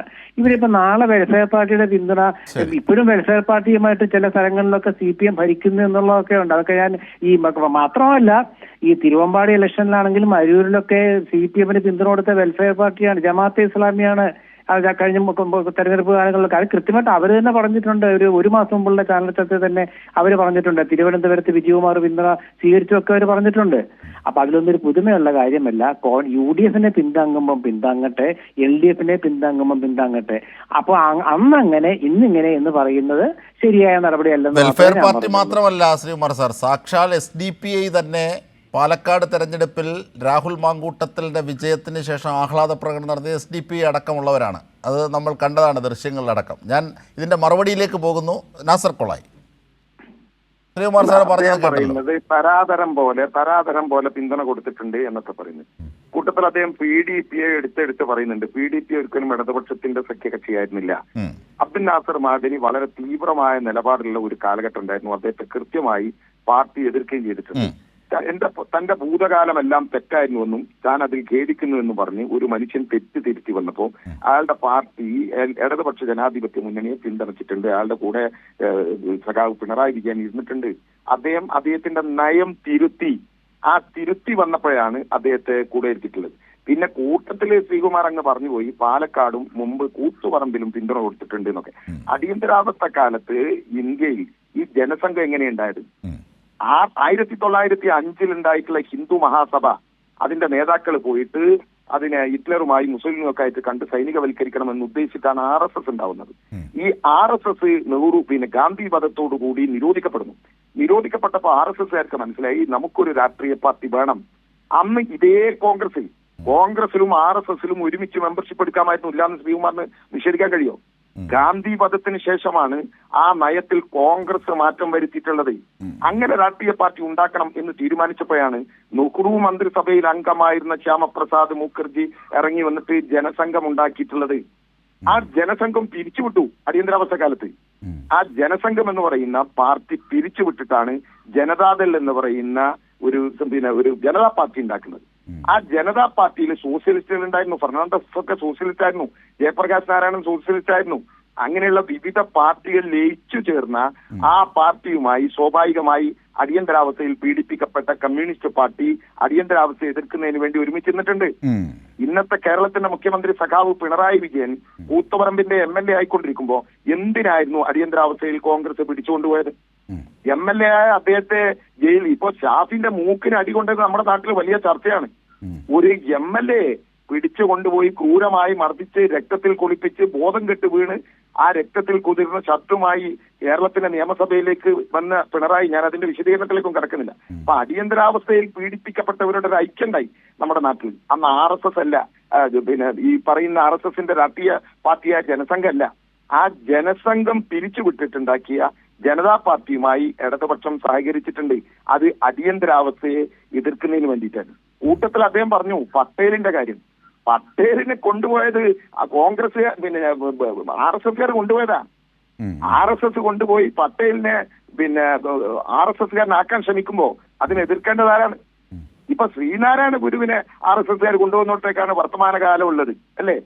അപ്പോ ഒരിക്കലും ജമാഅത്തെ ഇസ്ലാമിയുമായി ഇന്നുണ്ടാക്കി മാത്രമല്ല, അതിനിടയ്ക്ക് അദ്ദേഹം പറഞ്ഞു ജമാഅത്തെ ഇസ്ലാമി ചില മാറ്റങ്ങളൊക്കെ വരുത്താൻ പോകുന്നുണ്ട്, മൗദൂദിസത്തിൽ നിന്ന് തിരിച്ചു നടക്കാൻ. എവിടെ മൗദൂദിസത്തെ അവർ തള്ളി പറഞ്ഞത്? മലപ്പുറം ജില്ലയിൽ കഴിഞ്ഞ ആഴ്ചയാണ്, 2 ആഴ്ച മുമ്പാണ് ജമാഅത്തെ ഇസ്ലാമിയുടെ നേതൃത്വത്തിൽ അവരുടെ വിദ്യാർത്ഥി സംഘടന മൗദൂദിയുടെ വർത്തമാനകാല പ്രസക്തിയെക്കുറിച്ച് യോഗം സംഘടിപ്പിച്ചിട്ടുള്ളത്, സെമിനാർ സംഘടിപ്പിച്ചിട്ടുള്ളത്. അവരിപ്പോഴും മൗദൂദിയുടെ വർത്തമാനകാല പ്രസക്തിയെക്കുറിച്ച് പറയുകയാണ്. ഒരു ജനാധിപത്യ വ്യവസ്ഥയെ അംഗീകരിക്കില്ല, ദൈവത്തിന്റെ വ്യവസ്ഥയെ മാത്രമേ അംഗീകരിക്കുള്ളൂ എന്ന് പറയുന്ന ആ ദൈവരാജ്യം ഉണ്ടാക്കണം. അത് അമുസ്ലിം ഭൂരിപക്ഷ പ്രദേശങ്ങളിൽ പോലും ഉണ്ടാക്കാൻ സാധിക്കുന്നതാണ് എന്ന് പറയുന്നതാണ് ജമാഅത്ത് ഇസ്ലാമി. അവരുടെ ഭരണഘടന മാറ്റിയിട്ടില്ല. RSSന് വിവിധ സംഘടനകളുണ്ട്. ഹനുമാൻ സേന, മറ്റേ സേന, മറച്ചേ സേന എന്ന് പറഞ്ഞിട്ട് പല സംഘടനകളുണ്ട്. അത് കണ്ടാൽ ഏതാണെന്ന് നമുക്ക് മനസ്സിലാക്കാൻ കഴിയില്ല. എന്നതുപോലെയാണ് ജമാഅത്തെ ഇസ്ലാമിക്ക് അവരുടെ ഫ്രണ്ട് യൂണിറ്റി എന്ന് പറയുന്ന വിദ്യാർത്ഥി സംഘടന ഉണ്ട്, സോളിഡാരിറ്റി എന്ന് പറയുന്ന മറ്റൊന്നുണ്ട്, വെൽഫെയർ പാർട്ടി എന്ന് പറയുന്ന രാഷ്ട്രീയ പാർട്ടി ഉണ്ട്. അപ്പൊ അതിനകത്ത് വിവിധ RSSന്റെ അതേ തത്വശാസ്ത്രമാണ്. അതുകൊണ്ട് കുഴപ്പമില്ല. ഈ തത്വശാസ്ത്രത്തെ കോൺഗ്രസ് അംഗീകരിക്കുന്നുണ്ടോ? അത് മാത്രമല്ല ഇപ്പോഴും കേട്ടോ, വ്യവസായ മന്ത്രിയായി നെഹ്റുവിനോടൊപ്പം ഇരുന്നിട്ടുണ്ട് ശ്യാമപ്രസാദ് മുഖർജി. അദ്ദേഹമാണ് ജനസംഘം ഉണ്ടാക്കിയത്. ഞാൻ പറഞ്ഞു, കോൺഗ്രസ്സുകാരനായ ശ്യാമപ്രസാദ് മുഖർജി അദ്ദേഹമാണ്. അത് വേണ്ട ജിംഷാദെ, ഈ ഇന്ത്യയിൽ ഇപ്പോ പിന്നെ BJPയുടെ മുൻ സംസ്ഥാന പ്രസിഡന്റായിരുന്ന CK പത്മനാഭൻ പറഞ്ഞില്ലേ, ഞാൻ കോൺഗ്രസ് മുക്ത BJPയെ സ്വപ്നം കാണുന്നു. എന്താ കാരണം? ഇന്ത്യയിലെ എത്ര പ്രധാനമന്ത്രിമാർ, ശ്രീകുമാറിനൊന്നും എണ്ണി പറയാൻ കഴിയോ, എത്ര മുഖ്യമന്ത്രിമാർ, കോൺഗ്രസ്സുകാരായ മുഖ്യമന്ത്രിമാർ, AICC സെക്രട്ടറിമാർ, പിന്നെ KPCC ഭാരവാഹികൾ, ഗവൺമെന്റ് തന്നെ ഒരു സംസ്ഥാനം ഭരിക്കാൻ ജനങ്ങളെ ഏൽപ്പിച്ച ഗവൺമെന്റ് തന്നെ അപ്പാടെ BJPയിലേക്ക് പോകുന്ന കാണുന്നത് ഇല്ലേ? അതുകൊണ്ട് ഇന്നത്തെ കോൺഗ്രസ് നാളത്തെ BJP എന്നുള്ളത് ജനത്തിന് എല്ലാവർക്കും അറിയാം. ആ ഒരു അന്തരീക്ഷത്തിൽ ജമാഅത്തെ ഇസ്ലാമിയെ കൂട്ടുപിടിച്ചു അതാണ് വിമർശിച്ചൊന്നും കാര്യമില്ല. കോൺഗ്രസ് ആ നയം തുടരും. ശ്രീ എൻ ശ്രീകുമാർ, അതെ, ശ്രീ എൻ ശ്രീകുമാർ, UDFന്റെ സഹകരണത്തെ സംബന്ധിച്ച് പറയുമ്പോൾ PMA സലാം പറയുന്നൊരു കാര്യമുണ്ട്, LDFനെ തോൽപ്പിക്കണം, LDFനെ തോൽപ്പിക്കാൻ വേണ്ടി അത്തരത്തിൽ നീങ്ങാം എന്നർത്ഥത്തിലാണ്. അത് ശരിയാണോ? അത് യഥാർത്ഥത്തിൽ ആത്മഹത്യാപരമല്ലേ? മതേതരത്വത്തെ ബലിയഴിക്കുന്നതല്ലേ? മതേതരത്വത്തെ പ്രതിനിധീകരിക്കുന്നതും ഏതാണ്ട് ഇപ്പോൾ ഒരു ഇടതുപക്ഷ സ്വഭാവത്തിലേക്ക് നീങ്ങുന്നതും കോൺഗ്രസ് ആണ്. കാരണം അതുകൊണ്ടാണ് ശബരിമല വിഷയത്തിലൊക്കെ CPM ഇങ്ങനെ കുടുങ്ങിക്കിടക്കുന്നത്. നോക്കൂ, ഈ നാസർ കോയയുടെ നാട്ടില് വെള്ളാപ്പള്ളി നരേശൻ എന്ന് പ്രസംഗിച്ച ആ വാർത്തയും അതുപോലെ തന്നെ അദ്ദേഹം നടത്തുന്ന അഭിപ്രായങ്ങളൊക്കെ ഇപ്പോഴും ഉണ്ടല്ലോ. അദ്ദേഹത്തിന് പൊന്നാട കൊടുത്തിട്ട് ആദരിച്ച വ്യക്തിയല്ലേ ശ്രീ പിണറായി നേതാവായ. ഞാൻ പറയട്ടെ അജിംഷാദ് എന്നോട് ചോദ്യം ചോദിച്ചിട്ട് പിന്നെ അജിംഷാദ് വലിയ ദോഷം കൊണ്ടിട്ട് കാര്യമില്ല. അതായത് ഞാൻ പറയുന്നത് CPMനെ കോൺഗ്രസിനെ വിമർശിക്കാനുള്ള ഒരു തരത്തിലുള്ള ധാർമ്മികമായ ഇതുമില്ല. കാരണം എന്താ വെച്ചാൽ ഇപ്പൊ തന്നെ നോക്കൂ, ഇപ്പൊ തന്നെ ഈ ശബരിമല വിഷയത്തിൽ തന്നെ ശബരിമല മാസ്റ്റർ പ്ലാൻ ഉണ്ടാക്കാൻ വേണ്ടിയിട്ട് ഒരു ഹാളിൽ യോഗം ചേരേണ്ടതിന് പകരം വിളക്കും വിഗ്രഹവുമായിട്ട് യോഗം ചെയ്ത പാർട്ടിയാണ് കമ്മ്യൂണിസ്റ്റ് പാർട്ടി. അഴീക്കോടൻ രാഘവന്റെ മിനിഞ്ഞാന്ന് നടന്ന കണ്ണൂരിലത്തെ അഴീക്കോട് സ്മാരക CPM അന്നേരം ഉദ്ഘാടനം ചെയ്ത് മുഖ്യമന്ത്രി പ്രസംഗിച്ചത് അഴീക്കോടൻ രാഘവന്റെ രക്തസാക്ഷിത്വം അല്ല, വാവരും അയ്യപ്പനും തമ്മിലുള്ള ബന്ധമാണ്. ഇതിലേക്കൊക്കെ എങ്ങനെയാണ് CPM എത്തുന്നത്? അതാ പറഞ്ഞത്. CPM പഴയ CPM അല്ല. നെഹ്റുവിനെയും ഗാന്ധിജിയെയും ഒക്കെ CPM ഉൾക്കൊണ്ടിട്ടുണ്ട്. നാളെ ഒരു ഇന്ദിരാഗാന്ധി ഉൾക്കൊള്ളും. തൊഴിൽപേഴ്സ് നിർത്തലാക്കിയ ബാങ്കുകൾ ദേശസാൽക്കരിച്ച ഇന്ദിരാഗാന്ധിയെ നാളെ CPM ഉൾക്കൊള്ളുന്ന കാലം വരും. അപ്പൊ പാർട്ടികൾ അടിയന്തരാവസ്ഥയിൽ ഇത്രയേറെ പീഡനങ്ങൾക്ക് ഇരയായവർ ഒരിക്കലുമില്ല. പക്ഷേ ഞാൻ ചോദിക്കുന്നത് ശ്രീവർ സാർ, ഞാൻ ചോദിക്കുന്നത് ഈ CPMൻ്റെ കാര്യം നാസർ കൊളായി പറഞ്ഞോട്ടെ. ഞാനൊരു മാധ്യമപ്രവർത്തകൻ എന്ന നിലയിൽ എൻ്റെ മുതിർന്ന മാധ്യമപ്രവർത്തകനോട് ചോദിക്കുകയാണ്, ജമാഅത്തെ ഇസ്ലാമിയെപ്പോലെ മതരാഷ്ട്രവാദം ഉള്ളടക്കമായി സ്വീകരിച്ച ഒരു പാർട്ടിയുമായി കോൺഗ്രസ് ഉൾപ്പെടുന്ന UDF സഹകരിക്കുന്നത് ശരിയാണോ? അല്ല, LDFന്റെ കാലത്ത് എന്നോട് അങ്ങനെ ഒരു താരതമ്യത്തിന് ആവശ്യമില്ലല്ലോ. അത് ഞാൻ പറയട്ടെ ചോദ്യത്തിന് ഉത്തരം വേണ്ടേ? LDFന്റെ കാലത്ത് ലോക്സഭാ തിരഞ്ഞെടുപ്പിലും നിയമസഭാ തിരഞ്ഞെടുപ്പിലും വെൽഫെയർ പാർട്ടിയുടെയും ജമാഅത്തിന്റെയും പരിപൂർണ പിന്തുണ. മാധ്യമം ദിനപത്രം അക്കാലത്ത് എഴുതിയ ലേഖനങ്ങൾ എടുത്ത് മാത്രം വായിച്ചു നോക്കിയാൽ മതി. ഞാനത് പറയുമ്പോൾ അതിനേക്കാളും കൂടുതൽ കൃത്യത തന്നെ വരും. 1990-കളിൽ 80-കളിലും 90-കളിലൊക്കെ മാധ്യമ പത്രം എഴുതിയ ലേഖനങ്ങൾ എടുത്ത് നോക്കിയാൽ മതി. ഒന്ന്. രണ്ടാമത്തെ കാര്യം എന്താ വെച്ചാല് ഈ UDFനെ അതായത് CPMനെ എതിർക്കാനായിട്ട് താല്പര്യമുള്ള മതേതര കക്ഷികളും മതേതര ചിന്താഗതിക്കാരും ഒക്കെ കോൺഗ്രസിനെ പിന്തുണയ്ക്കാം, UDFനെയും പിന്തുണയ്ക്കാം. അവർ ആരും തെറ്റില്ല. ജമാഅത്തെ ഇസ്ലാമിയുടെ അവരുടെ അടുത്ത കാലത്തെ നിലപാടുകളൊക്കെ അവർ പറഞ്ഞിട്ടുണ്ട്. ഞങ്ങൾ ആദ്യകാലത്തുണ്ടായിരുന്ന ഞങ്ങളുടെ അതൊക്കെ അത് ഒരു ഡിബേറ്റബിൾ പോലുമല്ല. കാരണം എന്താ അറിയാമോ, ജമാഅത്തെ ഇസ്ലാമി എന്ന് പറയുന്നത് സാധാരണഗതിയിലുള്ളൊരു മുസ്ലിം സംഘടന പോലെ അല്ല. ജമാഅത്തെ ഇസ്ലാമി ഖുർആനെയും ഈ ഇസ്ലാമിക ചിന്തകളെയും അതിൽ നിന്ന് ആത്മീയത ചോർത്തി അതിനെ രാഷ്ട്രീയവും മതരാഷ്ട്രവുമായി ബന്ധപ്പെടുത്തുന്നതാണ്. അങ്ങനെയാണെങ്കിൽ മാത്രമേ അത് ജമാഅത്തെ ഇസ്ലാമിയാവൂ. അതാണ് മൗദൂദിസം എന്ന് പറയുന്നത്. അപ്പോൾ അതൊരിക്കലും അവർ മാറിയിട്ടില്ല. എന്താണ് കഴുതപ്പുള്ളിയുടെ പുള്ളികൾ പോയി എന്ന് പറയാനാവുമോ? ആവില്ല. മറ്റുള്ള ഒരു സംഘടന, ഇപ്പോൾ PDPയെക്കുറിച്ചോ അല്ലെങ്കിൽ വേറെ ഏതെങ്കിലും ഒരു മുസ്ലിം സംഘടനയെക്കുറിച്ചോ മുസ്ലിം ലീഗിനെ കുറിച്ചോ ഒന്നും പറയുന്നത് പോലെ അല്ല ജമാഅത്തെ ഇസ്ലാമി. അതുകൊണ്ട് സാർ അത് പറയരുത് ശ്രീമാൻ സാർ. ഞാൻ ചോദിക്കുന്നത് ഇത്രയേ ഉള്ളൂ, ഈ LDF പോലെ ഒരു മതേതര പ്രസ്ഥാനത്തെ തോൽപ്പിക്കാൻ UDF പോലെ ഒരു മതേതര പ്രസ്ഥാനം ജമാഅത്തെ ഇസ്ലാമിയെ കൂട്ടുപിടിക്കണോ? എൻ്റെ ഒരു മാധ്യമ ഇത് എത്ര പറഞ്ഞാലും CPM Curiosity. സുഹൃത്തുക്കൾക്ക് മനസ്സിലാവില്ല. കാരണം എന്താണെന്ന് വെച്ചാൽ ഒരു ഘട്ടത്തിൽ CPM പിന്നീട് കോൺഗ്രസ് ചേരിയിൽ വരുമ്പോൾ അതിനെ വിമർശിച്ചിട്ട് കാര്യമില്ല. അതുകൊണ്ട് അതിന് അർത്ഥമില്ലാത്തതാണ്. കാരണം നിലമ്പൂരാണ് നമുക്ക് അവസാനത്തെ ഉദാഹരണം. നിലമ്പൂരിലെ ഈ വെൽഫെയർ പാർട്ടിയുടെ പിന്തുണ UDF കിട്ടിയിട്ടുണ്ട്. അപ്പൊ നിലമ്പൂരിലെ ജനങ്ങൾ അത് ശരിവെച്ചു, UDF നിലപാടുകൾ ശരിവെച്ചു. അതുകൊണ്ടാണല്ലോ അവിടെ CPM സീറ്റ് UDF പിടിച്ചെടുത്തത്, അതും 10,000-ലധികം വോട്ടുകളുടെ ഭൂരിപക്ഷത്തിന്. അപ്പൊ അതിനർത്ഥം എന്താണ്? ഞാൻ പറയട്ടെ UDF മതേതര ചിന്തയെയും UDF ഒപ്പം നിൽക്കുന്ന കക്ഷികളെയും പ്രസ്ഥാനങ്ങളെയും ഒക്കെ ജനങ്ങൾ അംഗീകരിച്ച പിന്നെ പ്രശ്നം കഴിഞ്ഞല്ലോ. അല്ല, ജനങ്ങൾ അംഗീകരിച്ചാൽ പ്രശ്നം കഴിയുമെങ്കിൽ ഒന്നാം പിണറായി സർക്കാരിനേക്കാൾ കൂടുതൽ സീറ്റാണ് രണ്ടാം പിണറായി സർക്കാർ നേടിയത്. അങ്ങനെയാണെങ്കിൽ പ്രശ്നം പരിഹരിച്ചോ? ജനാധിപത്യത്തിൽ നമ്മളത് തെറ്റു പറയാൻ പറ്റും. പക്ഷെ അതിനൊരു സാഹചര്യം ഉണ്ടായിരുന്നത് കോവിഡ് ആണെന്ന് മാത്രം. അത് എന്ത് സംശയമില്ല, കോവിഡ് കാലത്തെ കിറ്റ് രാഷ്ട്രീയമാണ് അതിൽ പ്രധാനപ്പെട്ട കാരണം. ഞാൻ സംശയമില്ല. രാഷ്ട്രീയം വിഴുങ്ങുന്നവരാണ് ഈ നാട്ടിലെ ജനങ്ങളെന്ന് താങ്കൾ അണ്ടർ എസ്റ്റിമേറ്റ് ചെയ്യുകയാണ്. ഇവിടുത്തെ ഒരു അണ്ടർ എസ്റ്റിമേറ്റും ഇല്ല. വടകര ലോക്സഭാ മണ്ഡലം എങ്ങനെ പോയി, വടകര അസംബ്ലി മണ്ഡലം എങ്ങനെ പോയി, ഇതൊക്കെ നമ്മൾ ആലോചിക്കണ്ടേ? രാഷ്ട്രീയമായ മറുപടി അതിന്. ശ്രീകുമാർ പറഞ്ഞ രണ്ട് കാര്യങ്ങള് ആദ്യം പറഞ്ഞു പോകണമെന്നാണ് ഞാൻ ആഗ്രഹിക്കുന്നത്. പറയൂ. അദ്ദേഹം പറഞ്ഞിട്ടുള്ളത് അഴീക്കോടിന് അനുസ്മരണത്തില് പിണറായി വിജയൻ പറഞ്ഞിട്ടുള്ളത് അഴീക്കോടിനെ അല്ല വാവരും അയ്യപ്പനെയും കുറിച്ചാണ്. എന്തൊരു വിഡ്ഢിത്താണ് ശ്രീകുമാറിനെ പോലെ തലമുസിന് ഒരു പത്രപ്രവർത്തനം പറയുന്നത്. ഞാൻ ഇന്നലെയും ഒരു അനുസ്മരണ പരിപാടിയിൽ പങ്കെടുത്തതാണ്. ഞങ്ങൾ അനുസ്മരണ പരിപാടിയിൽ പങ്കെടുക്കുമ്പോൾ ഞങ്ങൾ സാധാരണ കമ്മ്യൂണിസ്റ്റുകാരുടെ ഒരു ശീലം മരിച്ചുപോയ സഖാവിനെ കുറിച്ച് പറയും, എന്നിട്ട് അവരെ കുറിച്ച് മാത്രം പറയുന്നതല്ല അനുസ്മരണം. ആ സഖാവ് ജീവനും ജീവിതവും കൊടുത്തുയർത്തിയ ഒരു പ്രസ്ഥാനമുണ്ട്. ആ പ്രസ്ഥാനം നേരിടുന്ന വർത്തമാനകാല വെല്ലുവിളിയുണ്ട്. അതിനെക്കുറിച്ചാണ് സംസാരിക്കുക എന്ന് പറയുന്നത്. ഇന്ന് കേരളത്തിൽ ഇടതുപക്ഷം നേരിടുന്ന ഏറ്റവും വലിയ പ്രശ്നം, CPM മുമ്പിലുള്ള ഏറ്റവും വലിയ പ്രശ്നം വർഗീയതയാണ്. എത്ര ഈസി ആയിട്ടാ ശ്രീകുമാർ പറഞ്ഞു പോയത് അഴീക്കോടിനും വാവരും. ശ്രീകുമാറെ, എത്ര കാലമായി, പതിറ്റാണ്ടുകൾ നൂറ്റാണ്ടുകളായി മനുഷ്യര് കാൽനടയായി ചവിട്ടി നടന്നു പോയ സ്ഥലമാണ് ശബരിമല. ആ ശബരിമലയുടെ മുകളിലെത്തിയാൽ ഈ മനുഷ്യൻ വിളിക്കുന്നത് സ്വാമി ശരണം, അയ്യപ്പ ശരണം, വാവര് ശരണം എന്നാ വിളിക്കുന്നത്. ഞാൻ വാവര് പള്ളി പോയനാ. അത്രയും വലിയ സൗഹൃദം, മതസൗഹാർദ്ദത്തിന് ഈ കേരളത്തിലെ ഏറ്റവും വലിയ മാതൃക കാണിച്ചു കൊടുക്കുന്നതാണ് വാവരും അയ്യപ്പനും തമ്മിലുള്ള ബന്ധം. എന്നിട്ടൊരു RSS നേതാവ് പ്രസംഗിച്ചു വാവര് തീവ്രവാദിയാണ്. അതിനെക്കുറിച്ച് ഒരു അക്ഷരം പറയാൻ ശ്രീകുമാർ തയ്യാറല്ല. ആ വാവര് തീവ്രവാദിയാണ് എന്ന് ഒരു RSS നേതാവ് പ്രസംഗിച്ചതിനെ പിണറായി വിജയൻ പരാമർശിച്ചതിനെ കുറിച്ചാണ് കോൺഗ്രസ് വക്താവിന് പറയാനുള്ളത്. അതാണ് കോൺഗ്രസിന്റെ ഒരു സ്വഭാവം. കാരണം RSSനെ അവർ വേദനിപ്പിക്കില്ല. ഒരു RSS തീവ്രവാദി പറയാണ് വാവര് തീവ്രവാദിയാണ് എന്ന് പറയുന്നത്. അതിനെതിരെ പ്രസംഗിച്ച പിണറായിയെ വിമർശിക്കാനാണ് വർത്തമാനകാല കോൺഗ്രസ് ശ്രമിക്കുന്നതിന്റെ ഏറ്റവും വലിയ ഉദാഹരണമാണ് ശ്രീകുമാർ പറഞ്ഞിട്ടുള്ളത്. പിന്നെ അദ്ദേഹം അതിനിടയിൽ പറഞ്ഞുപോയി നെഹ്റുവിനെയും ഇന്ദിരയെയും ഒക്കെ CPM അംഗീകരിക്കേണ്ടി വരും. ശ്രീകുമാറിനെ അറിയോന്ന് എനിക്ക് അറിഞ്ഞൂടാ. ഇന്ത്യയിലെ പ്രതിപക്ഷ നേതാവിന്റെ പേര് സഖാവ് AK ഗോപാലൻ എന്നായിരുന്നു. AK ഗോപാലൻ പ്രസംഗിക്കുമ്പോൾ തന്റെ പാർട്ടിയിലെ അംഗങ്ങളോട് നിങ്ങൾ എല്ലാവരും വന്ന് പാർലമെന്റിൽ ഇരിക്കണം, AKജിയുടെ പ്രസംഗം കേൾക്കണം, അദ്ദേഹം മാതൃകാപരമായ ഒരു പാർലമെന്റ് മെമ്പറാണ് എന്ന് പറഞ്ഞിട്ടുള്ളത് നെഹ്റുവാണ്.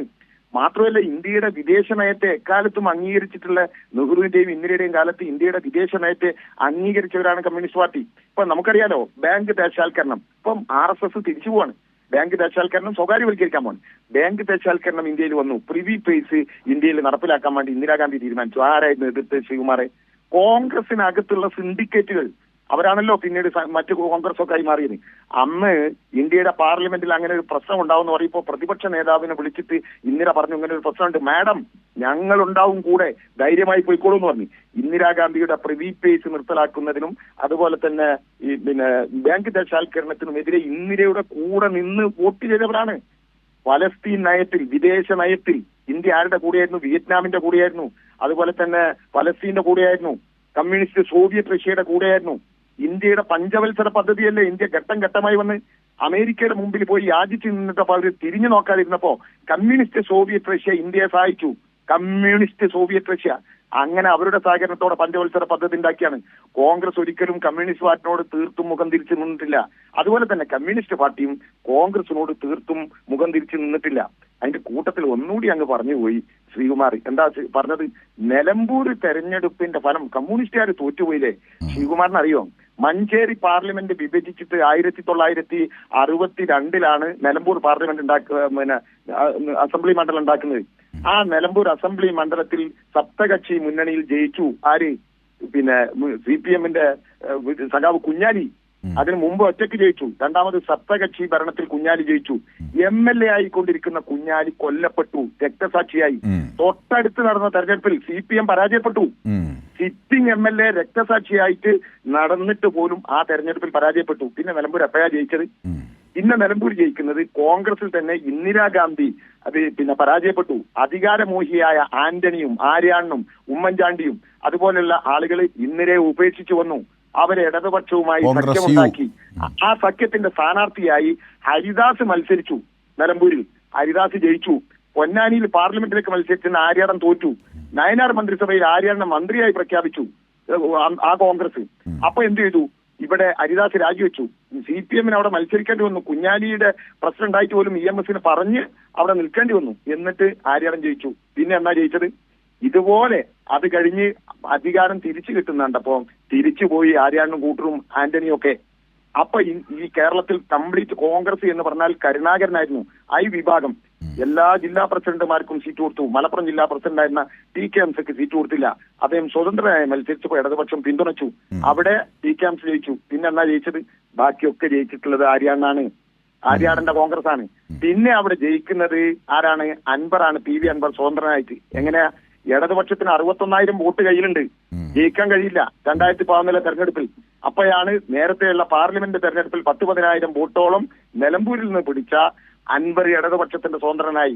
ഇടതുപക്ഷത്തിന്റെ വോട്ടും അൻവറിന്റെ വോട്ടും വന്നപ്പോ നിലമ്പൂരിൽ ഇടതുപക്ഷം ജയിച്ചു. തൊട്ട് രണ്ടാമത് 2021 ഇടതുപക്ഷം തരംഗം ആഞ്ഞടിച്ചിട്ട് പോലും അൻവർ 2000 വോട്ടിനാണ് അവിടെ ജയിച്ചത്. ഇത്തവണ അൻവർ രാജിവെച്ച് ഉപതെരഞ്ഞെടുപ്പാണ്. അൻവർ ഇല്ലാത്ത ഇടതുപക്ഷം മത്സരിക്കുമ്പോ 61,000 വോട്ടുള്ള ഇടതുപക്ഷത്തിന് 65,000 വോട്ടായി കൂടി. സ്വാഭാവികമായി രക്തസാക്ഷിയായ കുഞ്ഞാലിയുള്ള സമയത്ത് പോലും തോറ്റപ്പോ ഇടതുപക്ഷത്തിന് വോട്ട് കൂടി. പക്ഷേ എന്ത് സംഭവിച്ചു? ഈ വോട്ടുകൾ SDPI, ജമാഅത്തെ ഇസ്ലാമി, സകലത്തെയും വോട്ട് അങ്ങനെ തന്നെ. പാലക്കാട് കോൺഗ്രസ് ജയിച്ചപ്പോ SDPIക്കാരന്റെ ജാഥ അങ്ങോട്ടാണ് കൊലവിളി വിളിച്ചിട്ട് CPM-ന്റെ ഓഫീസിലേക്കാണ്. ഒരു കോൺഗ്രസ്സുകാരൻ ജാഥ നടത്തിയിട്ടില്ല. അങ്ങനെ സകല ആളുകളും അങ്ങനെ ഒരു എന്താ പറയാ മതന്യൂനപക്ഷങ്ങളെ പറഞ്ഞ് തെറ്റിദ്ധരിപ്പിച്ച് ഇവിടെ അങ്ങനെ ഒരു മൂവ്മെന്റ്. ശരി, ശ്രീ നാസർ കൊളായി, ഞാൻ തിരിച്ചെത്താം. ഞാൻ ശ്രീകുമാർ സാറിലേക്ക് ഒന്ന് പോവുകയാണ്. ശ്രീ N. ശ്രീകുമാർ, ഈ KC വേണുഗോപാൽ വിഷയത്തിൽ അത് ചില കൾമിനേഷനൊക്കെ നടക്കുന്നുണ്ട് അതിനകത്ത്. ഇപ്പോൾ ഷാഫി പരസ്യമായിട്ട് KC വേണുഗോപാലിനെ പിന്തുണയ്ക്കുന്നു. ആ വിഷയത്തിൽ താങ്കളുടെ ഒരു പ്രതികരണം, നിരീക്ഷണം? അതെ, അത് പറയാം. പക്ഷെ ഇപ്പോഴ് ഈ നിലമ്പൂരിന്റെ ചരിത്രമൊക്കെ നാസർക്കുള്ളായി പറഞ്ഞല്ലോ. ഇതൊരു 3-4 മാസം മുമ്പ് ഇങ്ങനൊന്നും അല്ല പറഞ്ഞത്. അപ്പോൾ CPM നേതാവാണ്.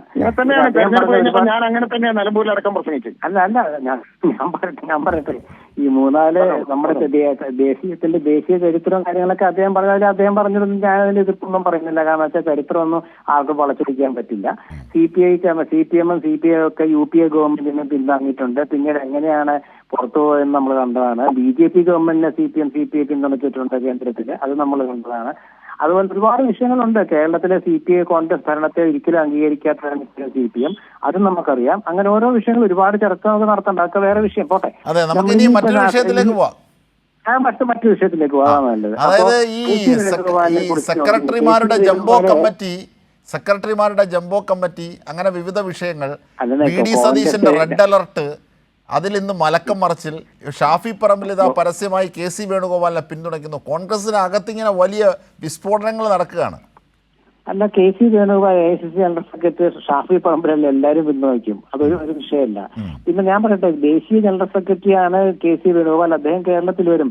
ദേശീയ CPM-ന്റെ ജനറൽ സെക്രട്ടറിയാണ് MLA. അദ്ദേഹം കേരളത്തിൽ വരുന്നില്ല. അപ്പൊ പ്രശ്നമൊന്നുമില്ലേ? അദ്ദേഹം കേരളത്തിൽ വന്ന് നമ്മൾ നടത്തിയ ചില പരാമർശം അല്ല ശ്രീകുമാർ സാറേ, ഇതും കൂടി താങ്കളുടെ പ്രതികരണം സമഗ്രമായ ഞാൻ ആഡ് ചെയ്യാം. അതുപോലെ എനിക്ക് സംസാരിക്കാനുള്ള അവസരം തരൂ. സംസാരിക്കല്ലേ? താങ്കളുടെ പ്രതികരണം സമഗ്രമാകാൻ ഞാൻ ചിലത് ആഡ് ചെയ്തതാണ്. എന്റെ പ്രതികരണം സമഗ്രമാകാൻ ഇത്രയും ഞാൻ സമഗ്രമാക്കാൻ ഉദ്ദേശിക്കുന്നുള്ളൂ. അതായത് വേണുഗോപാൽ കേരളത്തിൽ വരുന്നു, MA ബേബി കേരളത്തിൽ വരുന്നു. വേണുഗോപാലിന് കോൺഗ്രസ്സുകാരൊക്കെ പിന്തുണ പ്രഖ്യാപിക്കുന്നു, കാരണം AICC ജനറൽ സെക്രട്ടറിയാണ്. MA ബേബി കേരളത്തിൽ വന്നിട്ട് ഒരു കാര്യം പറഞ്ഞു, മുഖ്യമന്ത്രിയുടെ മകന് ഒരു സമൻസ് കിട്ടിയ കാര്യം പറഞ്ഞു. അതിനെ ഇവിടെയുള്ള മുഖ്യമന്ത്രി ചോദ്യം ചെയ്തു. പിറ്റേന്ന് MA ബേബി മലക്കം പറഞ്ഞു എന്നാണ് പത്രവാർത്ത. പിന്നെ വിഷയമേ പോയി. അപ്പൊ അങ്ങനൊന്നുമല്ല ഇതിന്റെ വസ്തുത. ഏത് 2023 ഒരു അതെ അതെ. ഞാൻ ഒരു കാര്യം, അതായത് രാജ്യസഭാ സീറ്റ് BJPക്ക് നൽകി ആലപ്പുഴയിലേക്ക് വരുമ്പോൾ പറഞ്ഞിരുന്നത് ഇങ്ങനെയല്ല ശ്രീകുമാർ സാർ. അതായത് KC വേണുഗോപാലിന് ദേശീയ തലത്തിൽ പ്രവർത്തിക്കണമെന്നായിരുന്നു. എന്നിട്ടാണ് ഇപ്പോൾ കേരളത്തിൽ ഓടി നടക്കുന്നത്. അല്ല ജിംഷാദ്, നമുക്ക് പൊതുയോഗത്തിൽ പ്രസംഗിക്കാനുള്ള വിഷയം അത്. രാജ്യസഭാ മെമ്പറായിരുന്ന വേണു അവിടുന്ന് തിരിച്ചു നാട്ടിലെത്തി അവിടെ ആലപ്പുഴ മത്സരിച്ചു. അവിടെ CPM നേതാവ് MLA ആയത് കോൺഗ്രസ് പിന്തുണയുടെ. അതൊക്കെ എല്ലാം പറയേണ്ടി വരും പറയുമ്പോൾ കേട്ടോ.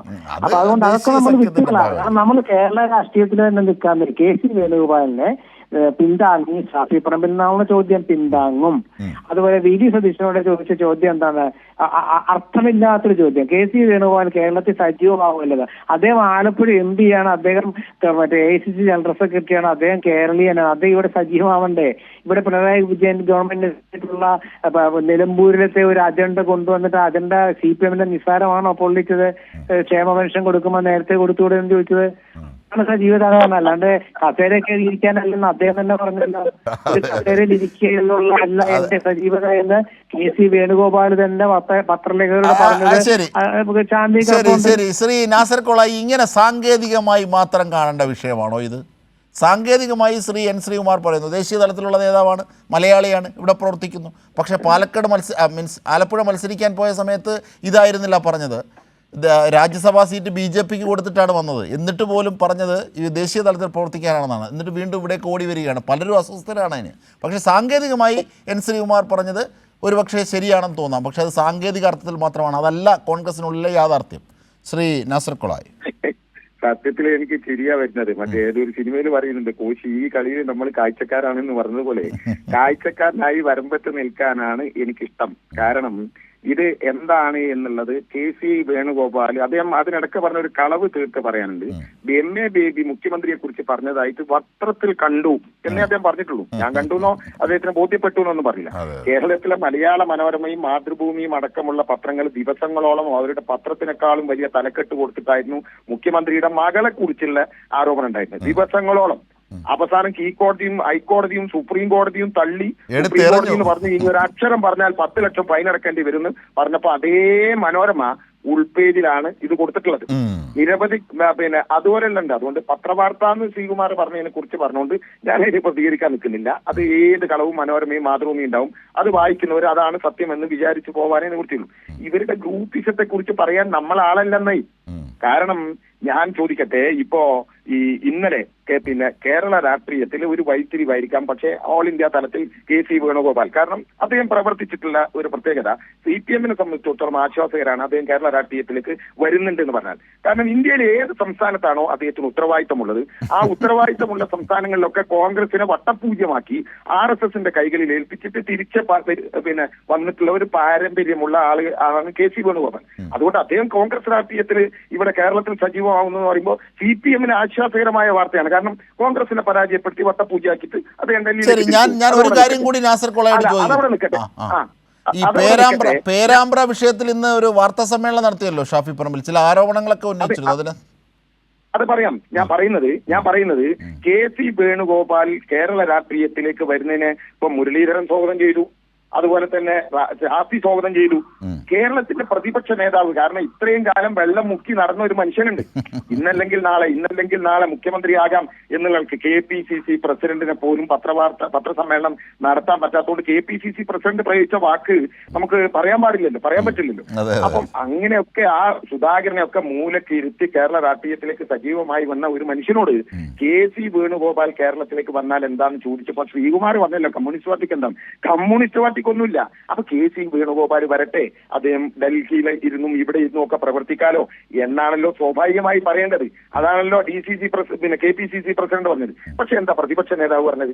പാലക്കാട് ഇന്ന് റെഡ് അലർട്ടാണ്. ആകാശത്തേക്ക് നോക്കൂ, ആകാശം കാർമേഘാവൃതമാണ്.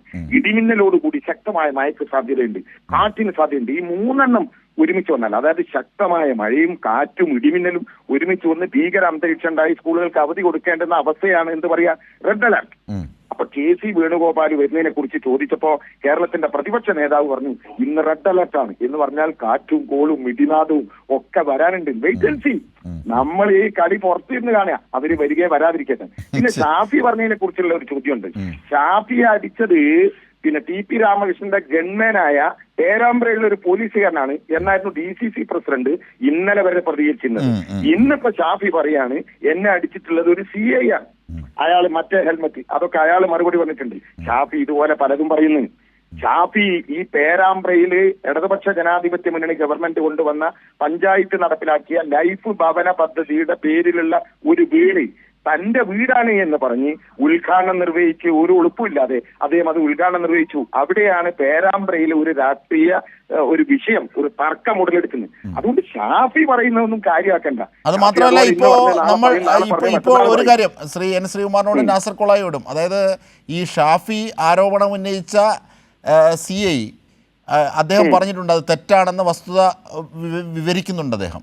മാത്രമല്ല അദ്ദേഹം ധരിച്ച ഹെൽമെറ്റിന്റെ കളറും അതല്ല എന്നാണ് പറഞ്ഞത്. അപ്പോൾ കൈരളിയിൽ ബ്രേക്കിംഗ് ന്യൂസായി പോകുന്നുണ്ട്. പേരാമ്പ്ര സംഘർഷം, ഷാഫിയുടെ ആരോപണം തെറ്റാണ് പറഞ്ഞത്. ആ കറുത്ത ഹെൽമെറ്റ് ഇട്ട ആളാണ് അടിച്ചതെന്ന് പറഞ്ഞപ്പോൾ അദ്ദേഹം തന്നെ പറഞ്ഞു ഞാൻ കാക്കി ഹെൽമെറ്റ് ഇട്ട ആളാണ് അടിച്ചത്. ഞാൻ പറയുന്നത് ആ CI ഒന്നും അതിനെ പ്രതിരോധിക്കാൻ പോകണ്ടില്ല. കാരണം ഷാഫി ഇന്നലെ മെനിയാന്ന് വരെ ഒരു പോലീസുകാരന്റെ ചിത്രം കേരളമാകെ പ്രചരിപ്പിച്ച് ഇയാളെ പുറത്തിറങ്ങാൻ സമ്മതിക്കൂല എന്ന് പറഞ്ഞത് ജില്ലാ കോൺഗ്രസ് കമ്മിറ്റി പ്രസിഡന്റും കോൺഗ്രസ് നേതാക്കളുമാണ്. ശ്രീകുമാറിനോട് ഈ നാസർ കൊളായിക്ക് മറുപടി ഉണ്ടോ ഈ വിഷയങ്ങളിൽ? അല്ല, ഈ CI ഇത് ഷാഫി പറഞ്ഞ CIയുടെ കാര്യത്തില് കൃത്യമായിട്ട് അഭിപ്രായം പറയേണ്ടത് ആഭ്യന്തര വകുപ്പാണ്. അപ്പൊ അത് സംബന്ധിച്ച വെബ്സൈറ്റിൽ എന്തായാലും അത് വിവരണമില്ല. വിവരാവകാശ പ്രകാരം ചോദിച്ചപ്പോൾ ഇങ്ങനെ അത് പുറത്താക്കി, അതായത് ഈ ഡിപ്പാർട്ട്മെന്റിൽ നിന്ന് പുറത്താക്കി സംബന്ധിച്ചുള്ള കാര്യമല്ല ഞാൻ പറയുന്നത്. ഈ സംഘർഷത്തിൽ ഏതാ ഈ ഡിപ്പാർട്ട്മെന്റിൽ നിന്നും പുറത്താക്കിയത് സംബന്ധിച്ചുള്ള വിവരങ്ങളാണല്ലോ. അത് ആഭ്യന്തര വകുപ്പ് പറയട്ടെ. ഞാൻ പറഞ്ഞത് ഇപ്പോൾ ഈ ഷാഫി പറമ്പിൽ പറഞ്ഞ CIയുടെ വിഷയം, ആ CI പറഞ്ഞിട്ടുണ്ട് അത് താനല്ല. ഷാഫി പറമ്പിൽ ഇന്ന് പത്രസമ്മേളനത്തിൽ കൃത്യമായിട്ട് കാണിച്ച ആ CIയുടെ കാര്യം തന്നെയാ പറയുന്നത്. അതിന് ഉത്തരം പറയേണ്ടത് ആഭ്യന്തരമന്ത്രിയാണെന്ന്. ഇപ്പൊ VD സതീശനോട് പത്രലേഖ ചോദിച്ചപ്പോ റെഡ് അലർട്ട് എന്നൊക്കെ പറഞ്ഞു എന്ന് നാസർ കൊളായി പറഞ്ഞല്ലോ. അതുപോലെ നമ്മുടെ മുഖ്യമന്ത്രി പത്രലേഖക്ക് ഒന്ന് കാണിച്ചു കൊടുക്കാൻ ഒരു വഴി നാസർ കൊളായി ഉണ്ടാക്കി കൊടുത്താൽ ഇതിന് ഉത്തരം കിട്ടും. മറുപടി പറയാം. പക്ഷെ DCC പ്രസിഡന്റ് പറയുന്നത് മറ്റൊരു പോലീസുകാരന്റെ പേര്, ഷാഫി പറയുന്നത് മറ്റൊരു പോലീസുകാരന്റെ പേര്. നിങ്ങളൊരു തീരുമാനത്തിലെത്തിയാൽ മുഖ്യമന്ത്രി മറുപടി പറയട്ടെ. MP ഒരു പത്രസമ്മേളനം നടത്തി പറയുന്നതും രാഷ്ട്രീയ നേതാക്കൾ മറ്റേ ഏതെങ്കിലും ഘട്ടത്തിൽ ആരോപണം ഉന്നയിക്കുന്നതൊക്കെ വ്യത്യാസമുണ്ട്. ഇന്ന് കൃത്യമായിട്ട് അദ്ദേഹം തെളിവ് സഹിതം അടികൊണ്ട ഷാഫി പറമ്പിൽ MP ആണ് അദ്ദേഹം പറഞ്ഞു. അപ്പൊ അദ്ദേഹത്തിന് ആ കാര്യത്തിൽ ഉത്തരം പറയേണ്ടത് മുഖ്യമന്ത്രിയാണ്. MPക്കാണ് അടിയിട്ടിട്ടുള്ളത്. ഇന്നേ വരെ മുഖ്യമന്ത്രി പറഞ്ഞിട്ടില്ല. രാഹുൽ ഗാന്ധിയുടെ നെഞ്ചത്ത് വെടിയുണ്ട വീഴുമെന്നൊരു ഒരു BJPക്കാരൻ ചാനലിൽ നിന്ന് പറഞ്ഞപ്പോൾ നമ്മുടെ മുഖ്യമന്ത്രിയും സംസ്ഥാന സെക്രട്ടറി MP പോകുന്ന മഷും മിണ്ടിയില്ല. അതൊക്കെ ഒരു രാഷ്ട്രീയ കേരളത്തിന്റെ മുഖ്യമന്ത്രിയുടെ കേരളത്തിന്റെ മുഖ്യമന്ത്രിയുടെ തലക്ക് ശ്രീകുമാർ ഒരു BJP RSS നേതാവ് 1 കോടി രൂപ വിലയിട്ടു.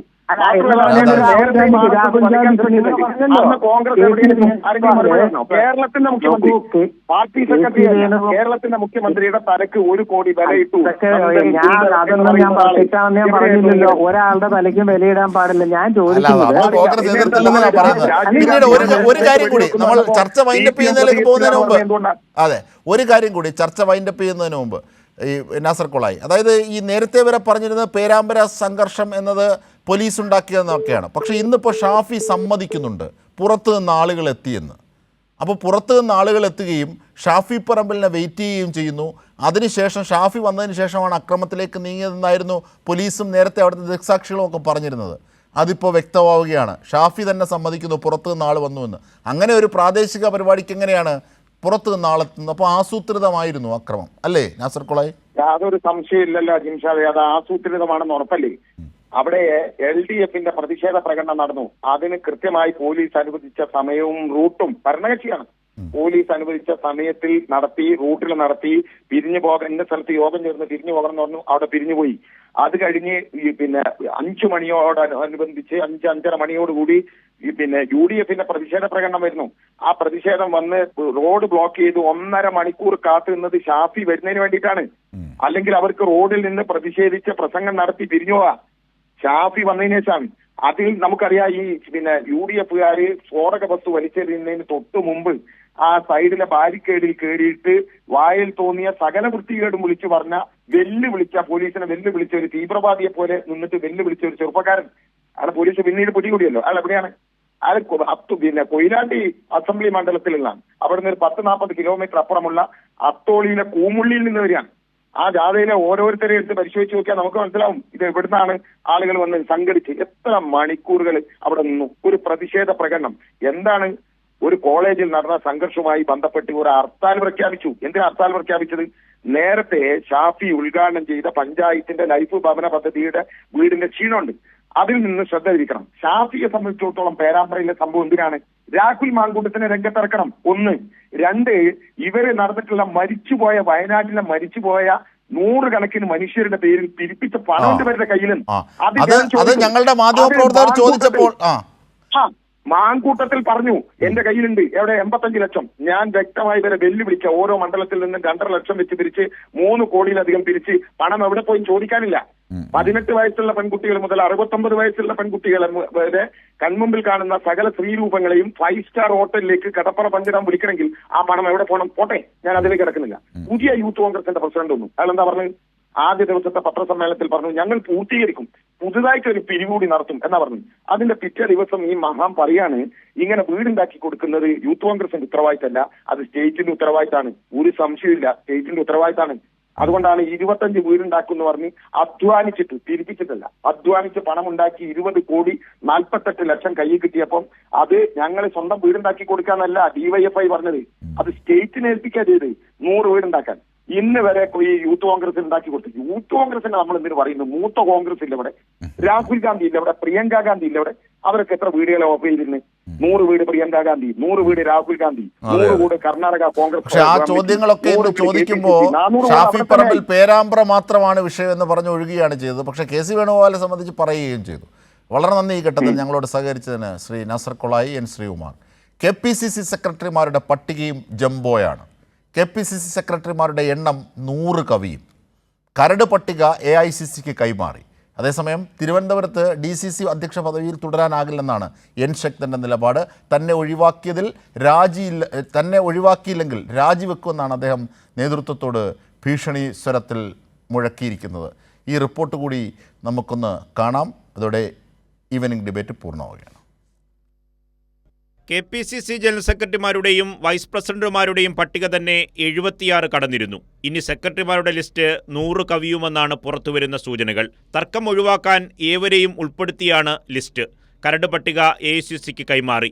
യുവ, ദളിത്, ഗ്രൂപ്പ് പ്രാതിനിധ്യം അടക്കം നോക്കി പരമാവധി സമവായമുണ്ടാക്കിയാണ് കരട് പട്ടിക കൈമാറിയെന്നാണ് നേതാക്കൾ പറയുന്നത്. 2 ദിവസത്തിനുള്ളിൽ പ്രഖ്യാപനമുണ്ടാകുമെന്നാണ് പുറത്തുവരുന്ന വിവരം. അതേസമയം തിരുവനന്തപുരത്ത് DCC അധ്യക്ഷ പദവിയിൽ തുടരാനാകില്ലെന്ന് N. ശക്തൻ നേതൃത്വത്തെ അറിയിച്ചു. തന്നെ ഒഴിവാക്കിയില്ല എങ്കിൽ രാജിയെന്നാണ് അദ്ദേഹം പറയുന്നത്. പാലോട് രവി ഫോൺ വിവാദത്തിൽ കുടുങ്ങിയപ്പോൾ ശക്തന് താൽക്കാലിക പദവിയാണ് നൽകിയത്.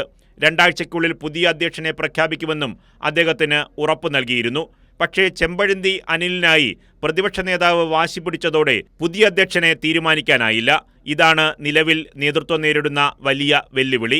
നിയമസഭാ തെരഞ്ഞെടുപ്പിൽ മത്സരിക്കാനാണ് ശക്തന്റെ നീക്കം. DCC അധ്യക്ഷ പദവി ഇതിന് തടസ്സമാകുമെന്നും ശക്തൻ കരുതുന്നു. ഇതിനിടയിൽ പുനഃസംഘടനയിൽ ശക്തന് KPCC വൈസ് പ്രസിഡന്റ് പദവിയും നഷ്ടമായി. ഇക്കാര്യങ്ങളിലെല്ലാം അസ്വസ്ഥനാണ് മുതിർന്ന നേതാവ് കൂടിയായ N. ശക്തൻ. കൈരളി ന്യൂസ്, തിരുവനന്തപുരം.